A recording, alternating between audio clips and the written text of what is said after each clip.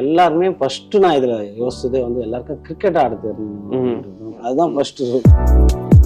துல்கராண்ட பேசுற மாதிரி போயிட்டு இருந்துச்சு. அதுக்கு இடையில தான் வந்து நான் அசோக் பத்ரை மீட் கீழே வந்து அவர் உட்காந்து இது மாதிரி மீட் பண்ணோம். பார்த்த உடனே அவர் பிடிச்சிச்சு.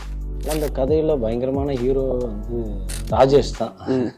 ஆனா அவரோட ஒர்க்கு பயங்கரமா இருக்கும். அவர் ஆக்சுவலா ஒரு டைரக்டர் மாதிரி இருக்காரு. கரெக்டா வந்து கண்டினியூட்டி அது மிஸ் ஆகுது எல்லாத்தையும் அவர் சொல்லுவார். நம்மளுக்கு இன்டர்வல் பிளாக் வேற எங்கன்னா மாத்தலாம் அப்படின்னு கூட பேசணும். ஆனா எங்களால் அந்த இடத்த விட்டு மாற்றவே முடியல. அதான் பயங்கர இம்பாக்டான அந்த ஜீப்ல நிறைய பேர் சொன்னாங்க இந்த லவ் பாதியிலே போயிடுச்சு அப்படின்னு சொல்லிட்டு இருக்காங்க. எனக்கு லவ் படமா எடுத்த நான் இல்லை. நான் உண்மையாவே லவ் படம்னு இதை எழுது காதல் கதைன்னு இதை எழுதவே இல்லை. அது ஒரு எலிமெண்ட் தேவைப்படுதுன்னு உள்ள வச்சதுதான். எனக்கு ஜெயிக்கிறது தோக்குறத பத்தி எனக்கு கவலையே இல்லை அப்படின்னு. ஹாய் சார், எப்படி இருக்கீங்க? சூப்பர், நல்லா இருக்கேன். நீங்க எப்படி இருக்கீங்க? நல்லா இருக்கேன் சார். உங்க படம் இப்போ Toronto Tamil film festival win பண்ணிருக்கு. எப்படி சார் ஃபீல் பண்றீங்க? உண்மையாக பயங்கர சந்தோஷமான ஒரு விஷயம் தான் இது. ஒரு அங்கீகாரம் கிடைக்கிறது கொடுக்கறதுன்றதுல அது ஆர்டிஸ்ட்டுக்கு தேவைப்படுற ஒரு விஷயம். அதுதான் வந்து எல்லா ஆர்டிஸ்ட்டும் அதான் விரும்புவோம். அதுக்கு தான் அவ்வளோ ஹார்ட் ஒர்க் பண்ணுறதே அப்படின்னு. அது ஃபிலிமுக்கு மட்டும் இல்லை, அது எல்லா இடத்துலையுமே ஒரு ரெகக்னேஷன்ன்றது ரொம்ப முக்கியமாக நான் பார்க்குறேன். நான் அதுதான் அவனை அடுத்தடுத்த கட்டத்துக்கு ஒர்க் பண்ணுறதுக்கான ஒரு பெரிய ஒரு சக்தியாக இருக்கேன். அதுதான். ஸோ அது ரொம்ப முக்கியம். எனக்கு இது பயங்கர பர்சனலாக எனக்கு அதுவும் இப்போ கட்சியத்துலேருந்து வந்து ரொம்ப சந்தோஷமாக இருக்குது. அவங்க கேட்டாங்க, நான் ஃபஸ்ட்டு தரமாட்டேன்னு தான் சொன்னேன். அவங்க ஃபோன் பண்ணி நீங்கள் கொடுத்தே ஆகணும், எங்களுக்கு ரொம்ப பிடிக்கணும், கனடாவில் ரொம்ப போச்சு, எல்லாமே பார்த்தோம், நாங்கள் பார்த்துட்டோங்க, ஆனாலுமே வந்து நீங்கள் கொடுக்கணும் அப்படின்ட்டு நிறைய டைம் கேட்டதால தான் நான் அனுப்பிச்சி விட்டேன் அவங்களுக்கு. இப்போ அடுத்ததா இந்த படத்துல முக்கியமா ரொம்ப பிடிச்சிருந்தது இதோட கேஸ்டிங். ஒவ்வொரு கேரக்டருமே கரெக்டா ரொம்ப பொருந்தி வந்திருந்தாங்க. இதுக்கு முன்னாடி அவங்க நடிக்காத மாதிரியும் இருந்தது அந்த கேரக்டர்ல அவங்கள பொறுத்தினது. இந்த கேஸ்டிங் எப்படி சார் பண்ணீங்க? அதான் சொல்கிறேன், ரஞ்சித் எங்கள் அண்ணன், சாம், நான், அப்புறம் பரத், அப்புறம் வந்து மதி, மனோ, அந்த பொண்ணு, அம்மா, அப்பா, அந்த பசங்க எல்லாருமே இதில் இருக்கிற மொத்த பேருமே நான் வந்து ஆல்மோஸ்ட் பார்த்தது தான். இல்ல, நான் கேரக்டர் நீங்க எழுதிட்டீங்க, இந்த ஆக்டர் தான் இந்த கேரக்டர் நடிக்கணும். அதுதான், அது நம்மளுக்கு உள்ள இருக்கும்ல, நம்ம இவன் இப்படிதான் இருப்பான்ட்டு கிளியராகவே தெரியும். அப்போ அந்த கேரக்டர் எழுதுறப்போ அந்த கேரக்டர் தான், இந்த கேரக்டர் தானே முடிவு பண்ணுது, இவன் இப்படிதான் இருப்பான்ட்டு நம்மளுக்கு ஒரு இமேஜின் இருக்குல்ல. இப்போ நீங்க ஏதாவது ஒரு நாவல் எடுக்கிறீங்கன்னா, ஏதோ ஒரு புக்கு படிக்கிறீங்கன்னா என்ன பண்ணுவீங்க, ரூட்ஸ் படிக்கிறப்போ வந்து அவர் பிளாக்கா இருப்பாருன்னு மட்டும்தான் நம்மளுக்கு தெரியும். அவர் ஹைட்டா இருப்பாரா, உங்களுக்கு ஹைட்டா வேணும்னா ஹைட்டா வந்து இமேஜின் பண்ணிப்பீங்க. இப்ப நீங்க எடுத்தீங்கன்னா ரூட்ஸ், இப்ப நான் எடுத்தேன்னா எனக்கு வந்து அந்த ஹீரோ எவ்வளவு ஹைட்ல இருக்குன்னு நான் ஒரு முடிவு பண்ணுவேன். இப்ப எல்லாருக்குமே அதான், தனித்தனி ஆட்கள் இருப்பாங்க, அது நம்மளோட தான். அது அவங்க கனெக்ட் பண்ணிக்கணும், அவங்க அந்த கதையாவும் எல்லாமே கனெக்ட் பண்ணிக்கிட்டாங்கன்னா அது கரெக்டா இருக்கும். உங்களுக்கு பண்ணல ரொம்ப இன்ட்ரெஸ்டிங்கான சாய்ஸா நீங்க எதை பாக்குறீங்கன்னா, இந்த கேரக்டர்ஸை நீங்க கேஸ்ட் பண்ணிருக்கீங்களா? இப்போ சாந்தனுவா இருக்கட்டும், இல்லை பக்ஸா இருக்கட்டும், இல்லை அதுல சில பேருக்கு பிடிக்கும் பிடிக்காதுன்றதை தவிர இது எல்லாமே எனக்கு பிடிச்சிதான். இது எதுவுமே எனக்கு பிடிக்காது அது உள்ள யாருமே இருந்திருக்க மாட்டாங்க.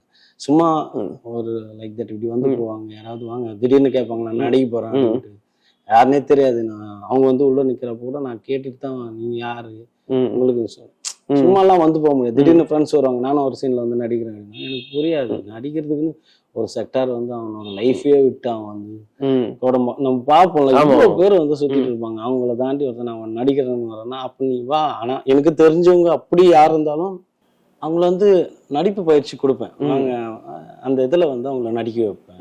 அவங்க இல்லைன்னா அந்த பயிற்சி அவங்க வந்து அது இருந்துட்டு அதுக்குள்ளதான், அதுக்கப்புறம் தான் அந்த ஸ்கிரீனுக்கு முன்னாடி அவங்க வரணும் அப்படின்ட்டு நான் ஆசைப்படுவேன் பர்சனலா. ஏன்னா கேஸ்டிங் எல்லாருமே ரொம்ப இன்ட்ரெஸ்டிங்கா இருந்தாங்க, அதனாலதான் அதை பத்தி அதிகமா பேசணும்னு நினைச்சேன். ஏன்னா இதுக்கு முன்னாடி இவர் இப்படி நடிச்சு பார்த்தது இல்லை, அவர் அப்படி நடிச்சு பார்த்தது இல்லைங்கிற மாதிரியே இருந்தது. ஆனா எல்லாரும் பொருந்தி இருந்தாங்க கரெக்டா. அதுக்கான மெனக்கெடல் ரொம்ப நல்லா தெரிஞ்சது ஸ்கிரீன். எல்லாமே அவங்க எல்லாம் அசோக் ஆகட்டும், சாந்தனு புதர், அசோக் புதர், சாந்தனு புதர், பிருத்திவி, இவங்க எல்லாருமே ஃபர்ஸ்ட் நான் இதுல யோசிச்சதே வந்து எல்லாருக்கும் கிரிக்கெட் ஆட தெரியணும்ன்றதுதான் ஃபர்ஸ்ட். அவங்க யாரா இருந்தாலும் கிரிக்கெட் அதுதான் ஃபர்ஸ்ட் ரூல். ஏன்னா இது கிரிக்கெட் படம் எடுக்கிறேன், ஒரு ஃபுட்பால் பிளேயர் வச்சு நம்ம கிரிக்கெட் படம் எடுக்கவே முடியாது. அவன் தான் சுதாகர் வந்து நான் பரத்னு ஒரு பையன், அவன் வந்து இப்போ எல்லாருமே வந்து கிரிக்கெட்டர் தான். 1500 பேர் வந்தாங்கன்னு நினைக்கிறேன். நான் ஆல்ரவுண்டர் அப்படி உள்ள போனா ஆட வச்சா எனக்கு கிரிக்கெட் அந்த மெத்தடே பிடிக்கல. நான் அப்படி அது அப்புறம் அதுக்கு உடனே அவங்க எல்லாருக்கும் ட்ரைனிங் ஒரு 6 months கிட்ட ட்ரைனிங்கே போச்சு. 3 months எல்லாருமே வந்து ஆடினாங்க. அவங்களோட அசோக் புதர்லாம் பயங்கரமா ஆடுவார். சாந்தனு புதர் பயங்கரமா, பிருத்திவி வந்து அவர் வந்து கீப்பர், ஆனா அவர் வந்து போலரா மாத்தணும். அது வந்து அவர் வாங்கி கையெல்லாம் அடிபட்டுச்சு, பால் பிடிச்சி உடஞ்சிச்சு. ஸோ இந்த மாதிரி எல்லாருமே அவங்களோட ட்ரைனிங் பண்ணாங்க, அதுக்குன்னு ட்ரைனர்ஸை வச்சு கோச்சு. சார் இதில் ஃபர்ஸ்ட் ரஞ்சித்தோட கேரக்டருக்கு நீங்க முதல்ல யோசிச்சதே அசோக் செல்வன் தானா, இல்லை எப்படி அவரை மாத்தினீங்க? ரஞ்சித்தா ரப்பர் பந்தில் ஹரிஷ் ஹரிஷ் படிச்சார். அவர் ஹரிஷ் தான் பண்ற மாதிரி இருந்துச்சு. அவருக்கு டேட் அது. அதுக்கப்புறம் நிறைய பேர் துல்கராண்ட பேசுற மாதிரி போயிட்டு இருந்துச்சு. அதுக்கு இடையில தான் வந்து நான் அசோக் பத்ரை மீட் பண்ணேன். ஸோ அவரு எனக்கு பயங்கர கனெக்டிவாக இருந்துச்சு. அவர் கேரக்டர் எங்கள் அண்ணன் மாதிரியே இருந்தார். அவரோட அந்த காம்னஸ் அது சூப்பராக இருந்துச்சு. அதோட ஃபிசிக்காகவும் சரி, அவர் நல்ல கிரிக்கெட்டராகவும் வந்து கிளியராக அவர் இருந்தார். ஸோ அதனால நான் ரஞ்சித்தாண்ட சொன்னேன், நான் வந்து இவரை வச்சு போகிறேன் அப்படின்ற மாதிரி சொன்னேன். ரஞ்சித் எதுவும் சொல்ல, சூப்பராக இருக்கும். அசோக் புதர் அதுக்கு வந்தார். அதுக்கப்புறம் சாந்தனு புதர், ராஜேஷ் கேரக்டர். இப்போ சாம்குமே வந்து நிறைய பேரை தேடிட்டே இருந்தேன், எனக்கு சுத்தமாக செட்டே ஆகலை. அப்புறம் வந்து இவர் வந்தார். இவருக்கு வந்து பாண்டராஜன் சாரோட அந்த பாடி லாங்குவேஜ் அது பயங்கர இன்னசென்ஸ். எனக்கு சாரோட ஒர்க் பயங்கரமா பிடிக்கும். நான் பயங்கர ரசித்து பார்த்தேன். ஆண் பாவம் அது மாதிரி நிறைய படங்கள்லாம் வந்து இன்ட்ரெஸ்டிங்கா இருக்கும். அந்த இது வந்து முகத்துல இருக்கும். ஆனா அவர் பயங்கர குண்டா இருந்தாரு. ஒரு 70 பேர் பார்த்துட்டேன்னு நினைக்கிறேன், 70-80 பேர். சாமுக்கு மட்டும் என்னால செட்டே ஆகலை. அப்புறம் அவர் பார்த்தோன்னே எனக்கு ரொம்ப பிடிச்சிருச்சு. அவர் தான் நீ மீட் பண்ண ரஞ்சித் தான் எனக்கு சொல்றாரு. கலையரசன் சொல்லி ரஞ்சித் மீட் பண்ண சொல்றாங்க. கீழே வந்து அவர் உட்காந்து இது மாதிரி மீட் பண்ணோம். பார்த்தோன்னே அவர் பிடிச்சிருச்சு எனக்கு. ஆனா என்னன்னா பயங்கர குண்டா, அவர் செம்ம குண்டா இருக்காரு. எனக்கு பிடிச்சிருச்சு. அவர் பேசிட்டு நாங்கள் வெளியே போறப்ப ஃபோன் பண்ணி சொன்னோம், நீங்க பண்றீங்களா புதர் அப்படின்னு கேட்டேன். நான் பண்றேன், ஆனா இந்த உடம்போட வந்தா எனக்கு கண்டிப்பா வராது, நீங்க இதுல இருந்து அப்படியே ஆஃபா மாறணும் அப்படின்ற மாதிரி, ஒல்லியா ஆகணும்னு சொல்லிட்டு நான் அப்படி இருந்தால் தான் அப்படின்னா. அப்புறம் டெய்லி அவர் தானே ஒரு நாள் கூட விட மாட்டேன். அவர் வந்து எல்லாம் எந்த நாள் பார்த்தாலும் வந்து பார்த்தேன் என்ன புதர் இன்னும் உடம்பு குறைக்கல அப்படின்னா அவர் பயங்கர மன உடைச்சல் ஆகிடுவார். அப்புறம் பயங்கரமாக குறைச்சார். அதுதான் சாந்தனு புதர் குறைச்சாரு. இங்கே எல்லாரும் கிரிக்கெட் ஆடினாங்க பயங்கரமாக. அவங்க ஆடுற கிரிக்கெட்லேருந்து மாற்றி ஒரு ஒர்க் பண்ணாங்க. கீர்த்தி அவங்களும் நல்லா பண்ணாங்க. அவங்களோட இதுவுமே பயங்கர இன்ட்ரெஸ்டிங்காக இருக்கும். எல்லாரும் ரிஹர்சல் கிளீனாக வந்து நமக்கு என்ன வேணும், அவங்க எப்படி லாங்குவேஜ் பேசும், அந்த ஆட்டிடியூட் எப்படி இருக்கும், அது எல்லாமே நாங்கள் வந்து முன்னாடி ரீடிங் செஷன் ரிஹர்சல் ஸ்கிரிப்ட் வச்சு அந்த கேரக்டர் வச்சு ரிஹர்சல் எல்லாருமே வந்தாங்க. ரிஹர்சல் அதுக்கப்புறம் காஸ்டிங் போட்டு எனக்கு ரொம்ப குட்டி எல்லா விஷயங்களும் போட்டுச்சு. கொஞ்சம் கொஞ்சமாக அவங்க வந்து அதுக்குள்ள வந்துட்டாங்க. அதனால இப்போ ஒரு சில சீன் நான் சொல்றேன் சார், படத்துல ரொம்ப பிடிச்ச சீன்ஸ் எல்லாம் அதோடைய கிரியேஷன் பத்தி நீங்க ஞாபகம் இருக்கிறத சொல்லுங்க. இப்போ முதல்ல வந்து இந்த இம்மானுவேலோட கேரக்டர், அவர் ரியலா நீங்க பார்த்தவரா? இல்ல இருக்கிறாங்க. இம்மானுவேல் கேரக்டர்ன்றது வந்து தேவண்ணன் ஒருத்தர் இருந்தார். அவர் அண்ணன் ஆட்டோ ஓட்டுவார். அவர் பயங்கர சூப்பரான ஆள். எங்களுக்கு வந்து ஆட்டோ ஓட்டுறாரு, இல்லை கிரிக்கெட் மேட்ச்னா அவர் தான் கூட்டின்னு போவார். அந்த ஆட்டோ எங்க ஆட்டோ மாதிரி கூட்டின்னு போய் அவர் தான் என்ட்ரன்ஸ் ஃபீஸ் கட்டுவார். எல்லாரையும் கூட்டின்னு வர்றாரு. அது வந்து அந்த கேரக்டர் அதுதான். ஆனா அவர் அப்படி இருப்பார், ஆனா அப்படி இருக்க மாட்டார். அவர் வெறும் ஸ்போர்ட்ஸ்மேன் தான் அவர். ஆனா நம்மளுக்கு பிடிச்ச ஒரு கேரக்டரை மாத்தணும். அவருக்கு அந்த மாதிரி ஒரு இந்த பிரச்சனை எதுவுமே இருக்காது. ஒரு ஜாலியான ஆள். கிரிக்கெட் பிடிக்கும் கூட வந்து விளையாடுன்னு இருப்பாரு. அந்த கேரக்டர் தான் நான் இம்மானுவேலா சேஞ்ச் பண்ணேன். அது அப்படிதான். அதுக்கு பக்ஸ்க்கு பேசணும். நம்ம அவருடைய இன்ட்ரோடக்ஷன் சீனே அவர் சொல்லி தருவார்ல எப்படி பவுலிங் போடணும். அதுலயே வந்து பயங்கர இம்ப்ரெசிவா இருந்தது அவரோட கேரக்டர். அதுக்கப்புறம் நம்ம சாந்தனு பிரதர் பண்ணியிருந்த கேரக்டர் இருக்குல்ல, கம்ப்ளீட்லி ஒரு கேரக்டர் ஆர்க்கே சூப்பரா இருந்தது அவரோட இதை எடுக்கும்போது. அந்த கதையில பயங்கரமான ஹீரோ வந்து ராஜேஷ் தான்.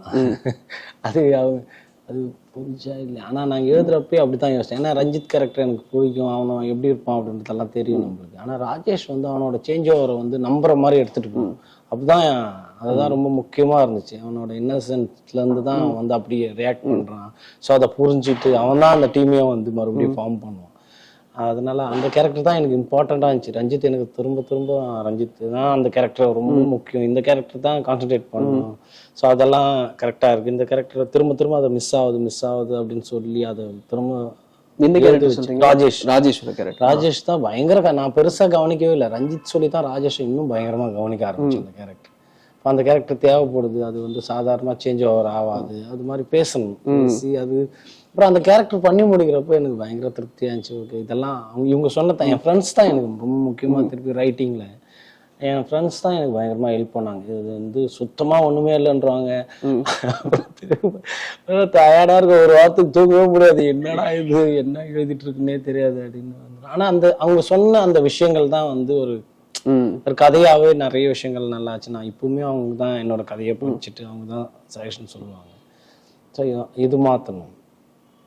ராஜேஷோட அந்த முக்கியமா ஒரு சீன் இருக்கும்ல, இன்டர்வெல்ல வந்து அவர் அகாடமில போய் நான் பேட்டிங் பிடிக்கிறேன் அப்படின்னு சொல்லிட்டு உள்ள போவாரு, அங்க அவமானப்படுவார்ல, அந்த சீன் ரொம்ப அருமையா அவர் பயங்கரமா நடிச்சிருந்தாரு, சூப்பரா நடிச்சிருந்தாரு. நமக்கே ஃபீல் ஆகிற மாதிரி அவரோட ஏன் அவர் மனசு மாறுறாருங்கிறது நமக்குமே பயங்கரமா கடத்திருந்தாரு இந்த சீன்ல.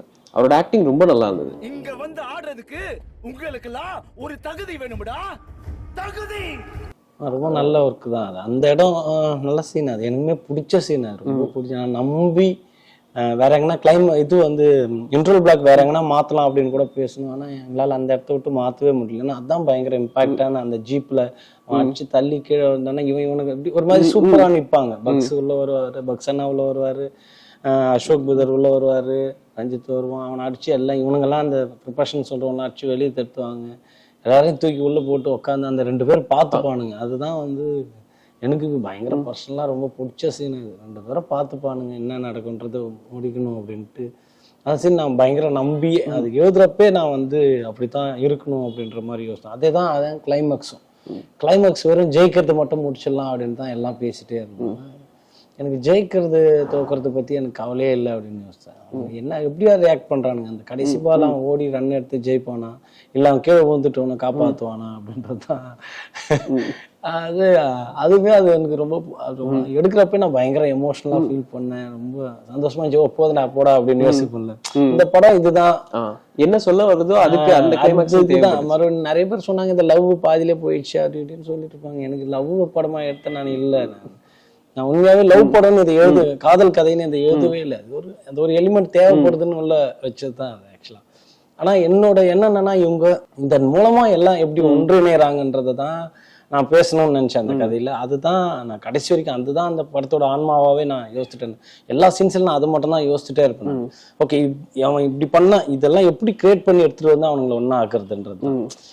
இவனுமே பார்ப்பான், அடிச்ச உடனே அந்த அவன் அவ்வளோ வஞ்சனா இருப்பான் அவனுக்கு மேல, அவனை தூக்கின்னு வர்றப்ப அந்த 2 பேர் தான் பார்ப்பான், அந்த ரத்தத்தோட அவன் 2 பேரும் பார்ப்பான். அப்படிதான் முடிப்பான், அவனுக்கு போய் காப்பாத்திட்டோம் அவனுங்களை அப்படின்னு முடிப்போம் அப்படின்ற மாதிரி இருக்கும்.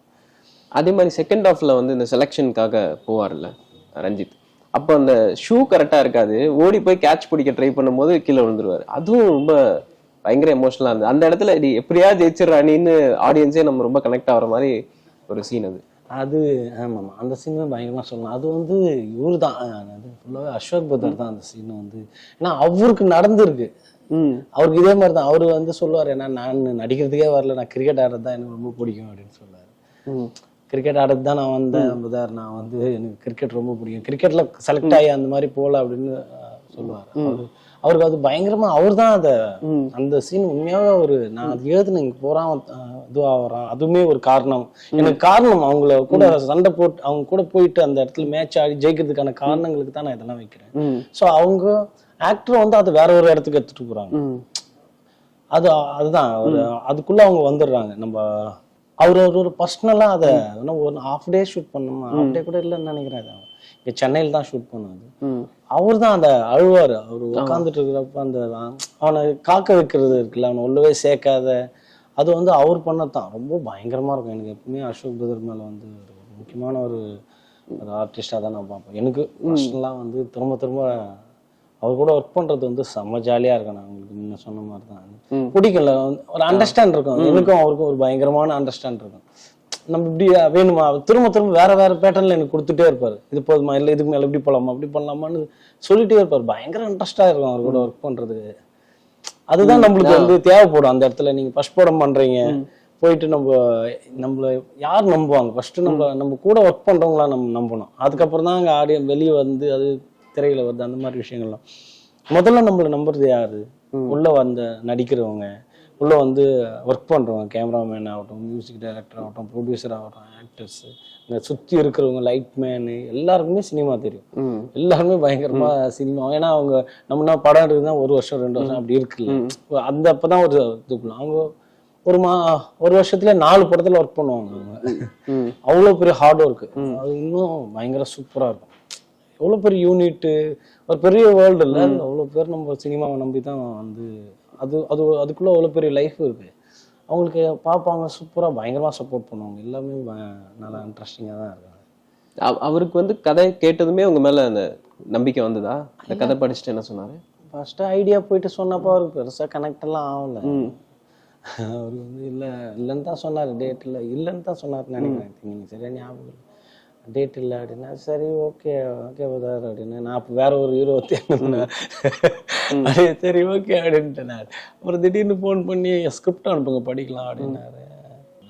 நான் ரொம்ப கம்மியாக தான் சொல்லுவேன். என்னோட ஐடியா வந்து ஒரு 45 மினிட்ஸில் தான் கதை சொல்லுவேன். நான் என்னோட கோர் ஐடியா மட்டும் தான் சொல்லுவேன். நான் அப்புறம் ஒரு ஸ்கிரிப்ட் படித்தார். இம்மிடியட்டாக படித்தார். படிச்சுட்டு மறுநாளே என்னை கூப்பிட்டாரு. ஒரு வர சொல்லிட்டார். வந்து போயிட்டு அவருக்கு ரொம்ப பிடிச்சிச்சு. நான் கண்டிப்பாக நம்ம ஒர்க் பண்ணலாம், நான் எந்த கேரக்டர் பண்ணணும்னு தான் கேட்டார்.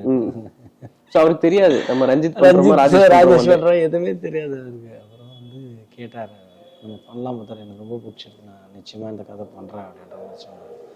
எனக்கு படத்தில் ரொம்ப பயங்கர பர்சனல். அவர் வந்து சூப்பராக இருக்கும். எல்லா நாளும் வெயிலே உட்காந்து இருப்பார். அவர் ஒரு ஃபோட்டோ காமிச்சார், எனக்கு நல்லா ஞாபகம் இருக்கு.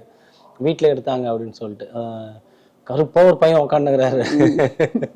நான் ஒரு அவங்க டேர்ன் ஆகும்னு தான் சொல்லுவேன். நான் வந்து ஏன்னா வெயில்ல விளையாடினே இருக்கிறப்ப நம்ம நேச்சுரலாவே ஒரு டேர்ன் வந்துடும் நம்மளுக்கு. அவர் விளையாடி ஆயிட்டாங்க. அது காமிச்சாங்க பாருங்க, நான் தான் சொல்லி கலாய்க்கிறாங்க. என்ன அவருக்கு பயங்கர ஒயிட்டா இருப்பாரு. அது மாதிரி சூப்பரா கரெக்டா வந்துடுச்சு அவரு. அது மாதிரி அந்த ஃபங்க் வளர்க்குறது அதெல்லாமே அவர் வந்து வளர்த்துட்டாரு. அது எல்லாருக்கும் ஃபர்ஸ்ட் கொஞ்ச நாள் அது வச்சுட்டு இருந்தோம், அதுக்கப்புறம் அதுவே வந்துடுச்சு.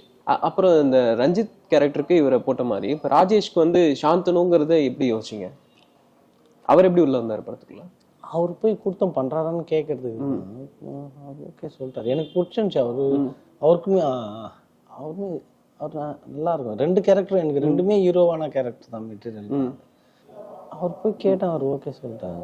பிரச்சனையெல்லாம் இல்லை, நல்லா எனக்கு அது தேவைப்பட்டுச்சு. அவர் இருந்தாருன்னா நல்லா இருக்கும் அப்படின்னு கேட்டேன். நான் நல்லா இருக்கும் அப்படின்னு சொன்னேன். நான் ஃபர்ஸ்ட் எல்லாருக்குமே ஒரு டவுட் இருக்குல்ல, முதல் படம் பண்றப்போ எப்படி நம்ம பயங்கரமெல்லாம் பண்ணாது, அது ஒர்க் பண்றப்போ இல்லை அது வெளியே வந்ததுக்கு அப்புறம் அது கரெக்டா இருக்கு அந்த அப்படின்னு தான் யோசிப்பாங்க. ஆனா அவரோட ஒர்க்கு பயங்கரமா இருக்கும். அவர் ஆக்சுவலா ஒரு டைரக்டர் மாதிரி இருப்பாரு. கரெக்டா வந்து கண்டினியூட்டி அது மிஸ் ஆகுது எல்லாத்தையும் அவர் சொல்லுவார் நம்மளுக்கு. எல்லாரும் நம்பினாங்க. அதான் நீங்க சொன்ன மாதிரி அந்த இன்டர்வல் பிளாக்ல வந்து அவர் எப்படி தள்ளி விடுங்கன்னு சொன்னா அவர் வந்து நில்லப்பதா நீங்க தள்ளி ஓரத்துக்கு ரெடியா தான் இருந்தாரு.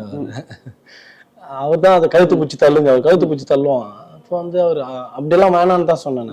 ஆனா நீங்க இல்ல பரவாயில்ல நீங்க பண்ணுங்க நான் பண்றேன் அப்படின்ட்டு மாதிரி பண்ணாரு. அடிச்சதெல்லாம் உண்மையாவே அடிச்சுக்கிற மாதிரி தான் இருந்துச்சு. அதுக்கப்புறம் செகண்ட் ஹாஃப்ல இன்னொரு ரொம்ப பிடிச்ச சீன் வந்து மேட் வாங்குறதுக்காக போவாங்கல்ல சேப்பாக்கு. அங்க போய் பார்த்தா அங்க கீழே தரையில போட்டு வச்சிருப்பாங்க. அந்த சீன் எப்படி ரியலா? அது ரியலா லைஃப்ல நடந்ததுதான். நாங்க வந்து எங்களுக்கு எல்லாருக்கும் பாஸ் இருக்கும். ஓகேங்களா, நாங்க வந்து ட்ரெயின்ல வந்துட்டு சேப்பாக்கு வந்து தான் வாங்கி போகணும். பேட்டரி எது வாங்கினாலும் இங்க வரும். நைட்லாம் வெயிட் பண்ணுவோம். அப்படி வந்ததுதான். அப்படி வந்தப்போ அது உண்மையா நடந்ததை வந்து நான் எழுதணும். அது பயங்கரமா கனெக்ட் ஆச்சு. ரியல்ல நடந்திருந்தாதான் இந்த மாதிரி ஒரு எக்ஸ்பீரியன்ஸ் நமக்கு வருங்கிற மாதிரி. அப்புறம் செகண்ட் ஹாஃப்ல இன்னொரு சீன் வந்து இந்த மேட்சுக்கு வந்து இப்போ ராஜேஷ் வருவாரா மாட்டாரா ஃபைனல்ஸ்க்கு அப்படிங்கிற மாதிரி ஒரு சுச்சுவேஷன் இருக்கும்போது ரஞ்சித் வருவாரு சைக்கிள்ல வந்து பார்ப்பாரு, திருப்பி மறுபடியும் சைக்கிள்ல போயிடுவாரு. ஸோ அந்த சீனை எப்படி கன்சியூவ் பண்ணீங்க? அங்கே டயலாகே வைக்க வேணாங்கிற முடிவு? ஆமாம், அங்கே உண்மையாகவே எழுதுறது தான் நிறைய பக்கம் எழுதியிருக்கலாம். நான் அது வந்து ஒரு 2 பக்கம் 3 பக்கத்துக்கு டயலாக் பேசலாம், எழுதலாம். நான் அந்த இடத்துல பேசவே கூடாது அப்படின்னு நினச்சேன். ஏன்னா இவ்வளோ நேரம் சேர்ந்து ஒரு கேரக்டர் ட்ராவல் ஆகிட்டான், அவன் புரிஞ்சிச்சு நீ யாருன்னா யாருன்னு தெரிஞ்சிச்சு, அவனுக்குள்ள ஒரு ஒற்றுமை இருக்கு, அவனுக்கு ஜெயிச்சிருக்கானுங்க மேட்ச், அவன் 2 பேரும் ஏன் கிரிக்கெட் ஆடுறன்ற எண்ணத்துக்கு வந்துட்டானு. அவனுக்கு 2 பேருக்குமே ஒரு பொது பிரச்சனை தான் அது. அவனுங்களுக்கு 2 பேருமே அங்க போய் ஆடல, அவங்க வந்து அங்க ஆடணுன்ற ஒரு கனவு இருக்குன்றது எல்லாமே இருக்கு. ஏன் பேசணும், அவன் 2 பேர் பார்த்துக்கினாவே போதும் அப்படின்றதுதான். அதுதான் யோசித்தேன் நான். அதான் எடுத்துன்னு பேசிக்கலான்ற மாதிரி வருவாரு, கொஞ்ச நேரம் நிற்பாங்க, 2 பேரும் பார்த்துப்பாங்க. இவனால பார்த்துக்க முடியாது, ஒரு மாதிரி டிஸ்டர்ப் ஆவான். அவன் வருவான், கூப்பிட்டு தான் வருவான். அவனை கூப்பிடலான்னு அவனை பார்த்த உடனே ஒரு முடிவு பண்ண, நீ கூப்பிட்டா தான் வருவியா, நீ நம்ம யாருன்னு நம்ம 2 பேருக்கு தெரியுன்றது அவனுக்கு தெரியும், கிளம்பி போயிடுவான்.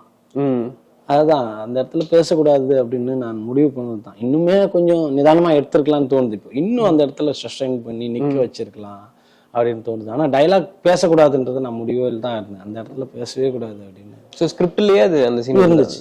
அடுத்தது இந்த படத்துடைய திரைமொழி இருக்குல்ல சார், ஸ்டார்டிங்லேயே வந்து எடிட் பேட்டர்னே ஜம்ப் ஆகி வரும். முதல்ல எடுத்ததுமே மேட்ச்ல காமிப்போம், அப்புறம் கட் பண்ணி தான் அவங்க லைஃப் என்னன்னு காமிச்சு திருப்பி வருவோம். இந்த திரைமொழி வந்து உங்களுக்கு பிடிச்ச டேரக்டர்ஸ்லாம் யாருக்கிட்ட இருந்து நீங்க இந்த கிராஃபை கத்துக்கிட்டீங்க? எனக்கு வந்து நிறைய பண்ணுவேன். காட்ஃபாதர் நாங்களாம் சொல்லுது. காட்ஃபாதர் எத்தனை வாட்டி பார்த்தாலும் சளைக்காத ஒரு மாதிரி ஒரு பயங்கரமா இருக்கும். அது நம்ம கத்துட்டே இருக்கிற மாதிரி இருக்கும். அந்த படம் பாக்குறப்பெல்லாம் இப்படிதான் ஒர்க் வாங்கணும், இப்படி ஒரு ஒர்க் பண்ணணும்டா எப்படியாவது அப்படின்லாம் யோசிக்கணும். அது அப்புறம் இனாரேட்டிவ் நான் பயங்கரமா எப்பவுமே பார்த்துட்டு இருக்கிற இனாரேட்டிவோட எந்த படம் சார் ரொம்ப பிடிக்கும்? எனக்கு பேபிள் பயங்கரமா பிடிச்ச படம். பேபிள் பிடிக்கும், இது பிடிக்கும். அமரஸ் பிரஸ் ஷார்ட்ஸ் நான் பார்த்துட்டே இருப்பேன், எவ்ரிடே பார்த்துட்டே இருப்பேன். அது ஒரு சூப்பரா ஒர்க் பண்ணிருப்பாரு. அமரஸ் பிரஸ் வந்து எனக்கு அது பார்ப்பேன். அப்புறம் சிட்டி ஆஃப் காட் வந்து அந்த ஒர்க்குமே எனக்கு எத்தனை வாட்டி பார்த்தாலும் திரும்ப இப்படி ஒரு படம் பண்ணிட்டோமா லைஃப்ல அப்படின்னு யோசிப்பேன். அப்படியான படங்களா தான் இருக்கும். அது ரோசோவோட படம் பிடிக்கும், பேங்ஸுவோட படம் ரொம்ப பயங்கரமா பிடிச்ச ஒரு பேரசைட் பண்ணார்ல, கரெக்டா சொல்றேன்னா இல்லைன்னு தெரியல பேரு, அவரு பிடிச்சது. அதுக்கப்புறம் த மூட் ஃபார் லவ் வேங்கர் ஓயோட படம் வந்து பார்த்துட்டே இருக்கிற படங்கள், அதுவும் முக்கியமான படங்கள் தான். அப்புறம் மியாசகி வந்து எனக்கு ஒரு மாஸ்டர் மாதிரி தான். இவங்கெல்லாம் ஒரு மாஸ்டர்ஸ் மாதிரி. எனக்கு அவங்க படங்களை நான் கண்டினியூவா பார்த்துட்டே இருப்பேன். நான் தொடர்ந்து தமிழ்ல என்னன்னா ரஞ்சித் படம் வந்து பார்ப்பேன். தமிழ் ரஞ்சித் வெற்றிமாறன் சார், ரஞ்சித் இவங்க படங்கள்லாம் பார்த்துட்டே இருப்பேன் நான். தொடர்ந்து அவங்க எப்படி பண்ணிட்டு இருக்காங்க, என்ன மாதிரியான ஒரு பேசுறாங்க. சில்ட்ரன்ஸ் ஆஃப் ஹெவனுமே பிடிச்ச படம் தான். நம்ம நேச்சுரலா இருக்குன்னா ஜாலியா ரொம்ப அழகா பீஸ்ஃபுல்லா ஒரு படம் பண்ணணும் அப்படின்னு. டிம்போர்டனோட ஒர்க்ஸ் எல்லாம் எனக்கு ரொம்ப பிடிச்ச ஒரு ஒர்க்ஸ் தான். கிறிஸ்டோபர் நோலான் வந்து பயங்கர இம்ப்ரெசிவான ஒரு டைரக்டர்ஸ். அவ்வளோ சின்சியரா ஒரு ஒர்க் பண்ணிட்டே இருப்பாங்க. அது மார்டின் ஸ்கார்ஸ்கி. ஆனா அவரு தான் வந்து அமெரிக்கா ரொம்ப பாலிஷ்டா அப்படி காட்டிட்டு இருக்கிறப்போ அதோட நேச்சுரான ஒரு அது வந்து அவருமே நம்மளுக்கு ஒரு மாஸ்டர் மெட்டீரியல் தான். ஒரு நேச்சுரா என்ன இருக்குது, அமெரிக்கா எப்படி வந்து செயல்படுது, அதோட மேல் உலகம் என்னவா இருக்கு. அது அப்புறம் டொரண்டினோ நீங்க சொல்லவே வேணாம். டொரண்டினோ வந்து எத்தனை வாட்டம் நீங்க ஜாங்கோ ஆகட்டும், இங்கிலீஷ் பாஸ்டர் எல்லாம் வந்து எத்தனை டைம் திரும்ப பார்க்கணும்னு தோணிட்டே இருக்கிற படங்களா இருக்காது. இதெல்லாம் எப்படி அவங்க ஒர்க் பண்றாங்க, ஒரு டைலாக் எப்படி ஒர்க் பண்ண முடியுது அப்படின்றது இருக்குல்ல. அதுதான். அப்புறம் ஸ்பீல்பர்க், சமீபத்துல ஸ்பீல்பர்க் அவரோட ஷார்ட் டிவிஷன் எனக்கு பயங்கரமா பிடிச்ச. ஸ்டேஜிங்குமே ரொம்ப செம்ம இன்ட்ரெஸ்டிங். அவர் வந்ததுக்கு அப்புறம் தான் கேமராவோட மூமெண்ட், கேமராவோட அதோட அந்த அவரோட ஃபிலிம் மேக்கிங் ஸ்டைலுக்கு அப்புறம் தான் மார்ச்சின்னு சொல்லுவாங்க. பயங்கரமா ஸ்டேஜிங் பண்ணுவாங்க. கேரக்டரையும் கேமராவையும் எப்படி பண்ணிருப்பாரு. அவர் மின் பின் அப்படின்னு தான் சொல்லுவாங்க. அவருக்கு அப்புறம் அவருக்கு முன்னாடி பின்னாடின்னு தான் பேசுவாங்க. அப்படி இருக்கு அவரோட பழைய. இப்போ புது படம் கூட நம்ம யோசிக்க முடியாது. பழைய படங்கள்ல அப்படி ஒரு ஒரு மேஜிக்கை வந்து ரொம்ப பிடிச்ச படம் ஸ்பீல்பர்க்கோட எல்லா படமும் எனக்கு பிடிக்கும். சிங்லர் லிஸ்ட் வந்து பயங்கர பிடிச்ச படம். ஜுராசிக் பார்க் ஸ்கூல்ல போய் பார்ப்போங்க. ஸ்கூல் வயசுல கூட்டு போய் காமிச்சு ஒரு பெரிய வேர்ல்டு இல்ல, ஒரு கிரியேட்டரா நம்ம இப்படி ஒரு மிருகம் இருக்கா அப்படின்றது. அது நம்ம சும்மா டிராயிங்கா அப்படி இப்படி பார்த்தது வந்து நம்ம அப்படி ஒரு வேர்ல்டை அவர் கிரியேட் பண்ணுவார். பயங்கர சூப்பரா இருக்கும் அவரோட படங்கள் வந்து. நம்மளுக்கு அவரோட படம் எப்படின்னா ஒரு சயின்ஸாவும் இருக்கும், அதே நேரத்துல நம்மளுக்கு படமாவும் பயங்கரமா இருக்கும். அது நீ எல்லா ஜானருமே பண்ண வருன்னு சொல்லுவாங்க. அவருக்கு எல்லா ஜானருமே வரும். அதுதான் சொல்லுவாங்கல்ல. இவரு ஜுராசிக் பார்க் பண்ணிட்டு அவர் லூகாஸ் ஆண்ட வந்து pre production work, post production விட்டுட்டு அந்த பனிக்காலம் முடிஞ்சிருன்னு சொல்லிட்டு சிங்கிள் டெஸ்ட்டுக்கு போயிடுவாரு. அவருக்கு இப்படி ஒரு படம் வந்து இந்த எக்ஸ்ட்ரீமுக்கும் போவாரு, இந்த எக்ஸ்ட்ரீமுக்கும் இருப்பாரு. அவரு பயங்கரமான கலைஞர்ல ஒரு ஆர்ட்டா நம்ம வந்து பயங்கரமா ரெஸ்பெக்ட் பண்ண வேண்டியது இருக்கு. அவங்க பார்த்தா இப்படி அப்படி பண்றாங்க அப்படின்னு. அவங்க தான் நம்மளுக்கு பயங்கர இன்ஸ்பிரேஷனா இருக்கிறாங்க. ஒரு பக்கம் லைஃப் இனாரிட்டி மாதிரி ஒரு லைஃப், ஒரு ரியல் லைஃப்குள்ள இருந்து ஒருத்தர் இருக்கிறது. அதே டைம் வந்து இப்படி ஒண்ணு டைட்டானிக், அவருமே நம்மளுக்கு பயங்கரமா சூப்பரா இருக்கும். அவர் அவதாரோட அந்த ஐடியா சொல்றாருல, ஒரு இயற்கை சதை, ஓகேவா, அது எப்படி ஒரு கமர்ஷியலா ஒரு படமா பண்றாரு இருக்குல்ல. ஒரு இயற்கை அழிச்சா அவனுக்கு ஒரு ரியாக்ஷன் இருக்கும். அதை வந்து ஒரு அவதார் மாதிரி ஒரு வேர்ல்ட கிரியேட் பண்றது இருக்குல்ல. அதுதான் எனக்கு ஆச்சரியப்படுறோம், ஆச்சரியமா இருக்கும் அவங்கள பார்த்தா. இப்படி ஒரு வேர்ல்டை எப்படி ஒருத்தனால கிரியேட் பண்ண முடியுது? அப்போ அவர் யாரா இருக்கும்? அதுவுமே மக்களுக்கான படமா தான் இருக்கும். அது எங்கேயுமே வந்து ஆமா. அது ஒரு எர்த்து எல்லாத்தையுமே அவர் ரெஸ்பெக்ட் பண்ணுவார். அவர் வந்து ஒரு செடி கொடிகள் மிருகங்கள் எல்லாத்தையுமே ரெஸ்பெக்ட் பண்ணுவார். அவரோட ஃபர்ஸ்ட் படமே அப்படிதான் இருக்குன்னு நினைக்கிறேன். கடலுக்கு அடியில ஒண்ணு இருக்கும், கடல் மாசை பத்தி பேசுவார். பெரிய சிஜி எல்லாம் யூஸ் பண்ணியே இருக்க மாட்டாரு. அபிஷ் தான் நினைக்கிறேன். அபிஷ். அந்த படம் வந்து கடல் மாசு பத்தி பேசுவார். பெரிய சிஜி எதுவுமே இல்லாமலே அவர் அங்க அதை பத்தி அப்பயே கடல்ல வந்து மாசுபடுது, இவ்வளோ இது பண்ணாதீங்க அப்படின்னு கடல் மேல ஒரு அன்பு. அது எப்படி இருக்கும்? அது நம்ம அதை சும்மா பார்த்துட்டு வருவோம், கால் நினைச்சிட்டு வருவோம். அதுக்குள்ள ஒரு வேர்ல்டு இருக்கு. அதை நீங்க நம்ம இது போடுற குப்பைகளால இது இப்படி மாறுது, இதனால வேற ஒரு ரியாக்ஷன் நடக்குதுன்னு சொல்றாரு இல்ல. அதுதான் அது சூப்பரா இருக்கும். இப்போ சமீபத்துல அந்த இதுதான் வியட்நாம் போர் பத்தி அவரோட ஒரு இன்டர்வியூ இருக்குங்க. வியட்நாம் போர் தான் வந்து எனக்கு இந்த படம்னு சொல்லுவாரு, ஏலியன்ஸ். நம்ம ஒரு சின்ன நாடு அடிச்சுட்டு ஈஸியா முடிச்சுட்டு வந்துடலாம், அமெரிக்கா உள்ள போச்சு. ஆனா கடைசி வரைக்கும் அவங்களால அந்த போர் வந்து ஜெயிக்கவே முடியல. அவங்களோட ஃபெயிலியர் போர்ல ஒண்ணு சொல்லுவாங்க, அது பயங்கரம். அதுதான் வந்து அந்த மக்கள் லேண்டு அது விரும்புறது. அதுதான் ஏலியன்ஸா கிரியேட் பண்ண அப்படின்னு. அது அவரோட எண்ணங்கள் தானே. இப்படி ஒரு தாட் எப்படி வரும்? சூப்பரான ஒரு ஐடியா இல்ல, அதை வச்சு ஒரு ஒர்க் பண்றது. அப்புறம் டெர்மினேட்டர் 2 செகண்ட் பார்ட் எடுத்து பயங்கர பெரிய பீக்கா போன ஒரே டைரக்டர் சொல்லுவாங்க. ஒன்னு கூட வந்து பயங்கர பெரிய ஹிட். செகண்ட் பார்ட் பண்ணி இவ்வளவு பெரிய ஹிட்டான ஒரே படம் வந்து அவரோட தான் இருக்கும். அதுலயுமே வந்து ஒரு ரோபோட்டுக்கான ஒரு ரோபோட், அந்த ஒரு மக்களுக்கான ஒரு இதுவாக தான் இருக்கும். சூப்பரான ஒரு டைரக்டர். நான் இது ரெண்டுமே பார்ப்பேன், ரெண்டு சைடுமே. நிறைய டைரக்டர்ஸ் பேர் வந்து மறந்து. பரவாயில்ல. இப்ப நீங்க எப்பவுமே ஒரு 2-3 புக்ஸ் ரெக்கமெண்ட் பண்ண சொல்லி கேட்போம். உங்களுக்கு நீங்க நிறைய வாசிக்கிறீங்க. தமிழ்ல வந்து இந்த புக்ஸ் எல்லாம் வாசிக்கிறதுக்கு எதுவா இருக்கும் ரெக்கமெண்டேஷன்ஸ்? நிறைய புக்கு கிடையாது, கம்மியா தான் வாசிப்பேன்னு வச்சுக்கோங்களேன். எனக்கு ரஷ்யன்ஸ் நாவல் நிறைய பிடிக்கும். உண்மையாகவே ரூட்ஸ் பயங்கர பிடிச்ச ஒரு புக்கு தான். அது வந்து பயங்கர இன்ட்ரெஸ்டிங்கான ஒரு புக்கு, ரூட்ஸு, மால்கம் எக்ஸ். அதுக்கப்புறம் டால்ஸ்டாயோட தஸ்தோஸ்கி.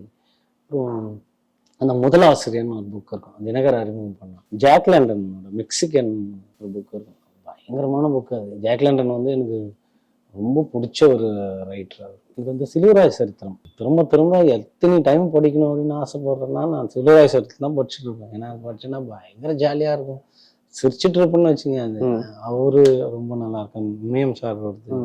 அதுக்கப்புறம் அழகிய பெரியவனோட ஒர்க் சூப்பரா இருக்கும்.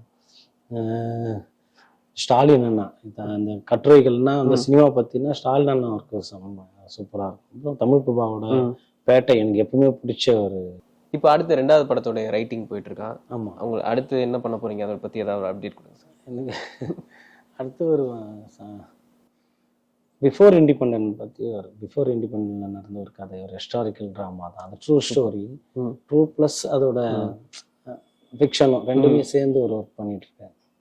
Okay sir, super. ரொம்ப எக்ஸைட்டிங்கா இருக்கு செகண்ட் படம் ஐடியா சொல்லும் போதே. வாழ்த்துக்கள் சார். சீக்கிரமா அடுத்த படம் ஸ்டார்ட் பண்ணி கொடுப்பீங்க. நன்றி. Okay, thank you. Thank you sir.